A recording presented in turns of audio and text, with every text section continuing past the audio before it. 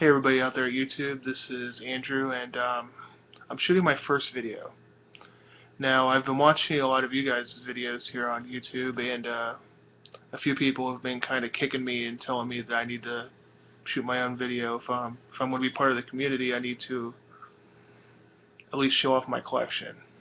So, so Gary over at Mongo Stomp Time '07, I'm shooting the video. So he suggested I show my top 10 books. Now, I'm not sure if I have a top 10, but I do have quite a few books, so I'm just going to go ahead and start. First off, I am a huge Watchmen fan. I love Watchmen. And I don't have a complete set yet because I'm convinced that just certain issues weren't issued in Illinois, kind of like 11 and 12. I just can't find them. I think Illinois was just not put on that list of here, have some Watchmen. But the books I do have are number 2. This is my favorite in the series because it tells the backstory of the comedian. Number 3.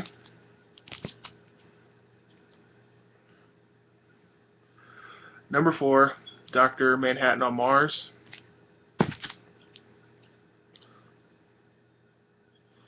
Number 5, Give Me Back My Face, Give Me Back My Face. Number 6, Rorschach Tells His Backstory.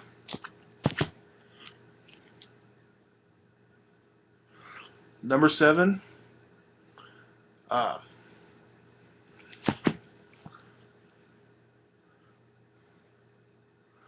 Number 9, The Comedian Is My Father. And finally, number 10. Next, I have Batman Year One. My wife actually bought me this our first year of marriage. Appropriate. But I love this story. I'm a big Frank Miller fan, and I really love this story. I think it's more of a Commissioner Gordon story than it is a Batman story, though, but Gordon needs his stage time, too. Next, this isn't a superhero book, but it's amazing. It is an amazing comic story that I think everybody should read. It's called Maus by Art Spiegelman. He goes through and he tells his dad's story. His dad was in the Holocaust. He went through Auschwitz and all that.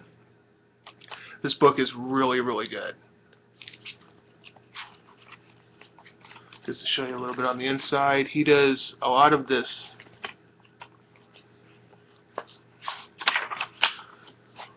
I don't know if you can see that real well, but it's just a really good book. It comes in 2 volumes. Here's volume 2.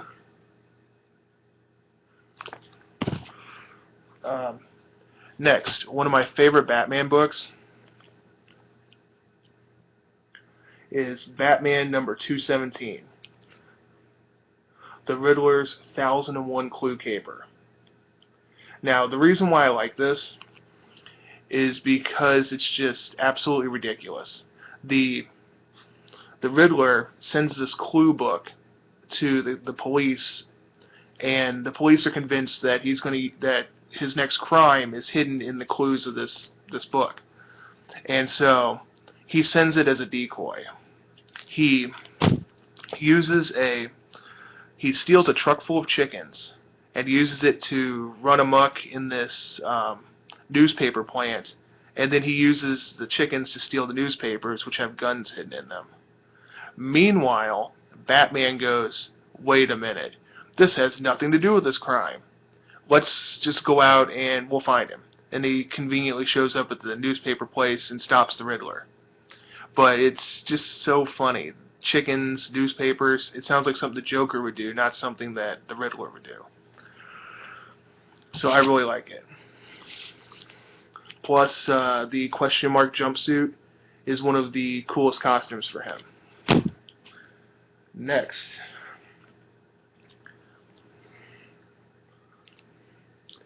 this is The Brave and the Bold, number 68, from I want to say it's 1968.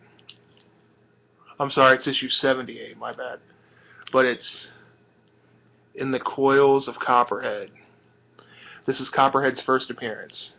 Now, he's my favorite B villain because he's just a dude in a snake suit. He's the ultimate henchman. He has no powers whatsoever. He just shows up and he's like a goon first class. He's I don't know. It's just ridiculous that he runs around in a snake suit. That's all I can say about him. I just like him. Next, I found this at an antique store, and I've never seen another copy. But it's weird. It's not a comic book, but it is. I just like it. It's The True Story of Smokey the Bear. I think that this was like a national park giveaway or something, but it goes through how the Park Service got Smokey the Bear as their mascot. There's a forest fire, a bear cub survives, and they make him their mascot. It's cool. And finally, I just picked these up today. I went to my local comic shop, and I don't know if somebody was smoking crack or something, or they just didn't care, but I've been watching Gary Mongo Stomp Time 07's videos, and he's a big Daredevil fan. I haven't really read a lot of Daredevil, but I figured, you know what? If he says he's cool, I'll give him a shot. So I was thumbing through there, and I found issue 181, The Death of Elektra. Now, the only thing that's wrong with this book is that there's a very light crease that goes like this. It's no biggie. All the pages are intact. Everything's crisp. It looks like somebody accidentally lightly creased it. But I managed to pick that up. And the following issue, 182. Like this cover. I don't know why. I just really like it. It's a very iconic Daredevil picture. And Gary, you're going to hate me for this, but I picked these up for $3 a piece. $3 a piece. And like I said, I'm not a big Daredevil fan. I am a Frank Miller fan. So Frank Miller, awesome art. My boy Gary said read Daredevil, so I'm going to read some Daredevil.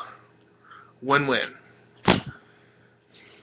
Now finally, I've got a book that it's not the best book in the world. I mean, it's not one of those iconic, it's not Action Comics #1.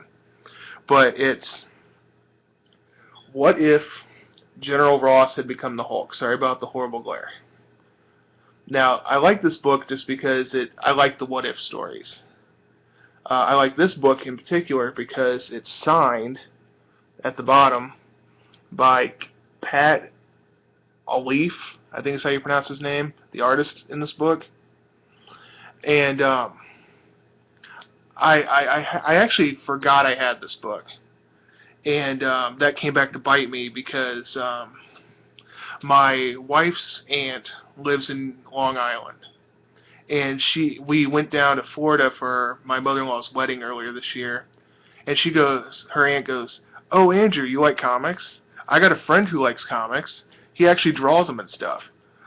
And I was thinking, okay, sure, some kid who draws comics. She goes, "You ever heard of Peter David?" I went, "You mean the Incredible Hulk guy?" And she goes, "Yeah, he draws the Hulk." And I said, yeah, I've heard of him. And she goes, "If you've got anything you want to get signed, why don't you just mail it to me? I'll get it signed for you. I see him every Wednesday for bowling, so I'm sure he'd slap a signature on there for you." So I go home, go through my comics, no dice, no Peter David books. And then a little while later, I was thumbing through What If, and I went, "Oh look, Peter David did this book."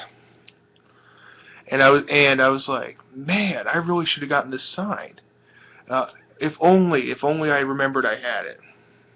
I mean, this one's legit. It's got a certificate of authenticity on the back and everything. However, I'm not sure I can trust a trust a book that's got a dancing Johnny Bravo on the certificate of authenticity, but looks legit. But what can you do? It looks like I've gone on for about 10 minutes now. I mean, you guys have, listened to me ramble for that long, so I just want to thank you guys for watching my first video. Thanks for being patient with me with all the stage fright and everything. Um, just shoot me some suggestions if you have them, or just to say hi. Um, my next video, I'm going to go through my Batman collection and show all my first appearances. I have quite a few first appearances. Some of them good, some of them, why do you have his first appearance? So stay tuned, and I'll talk to you guys next time. Bye.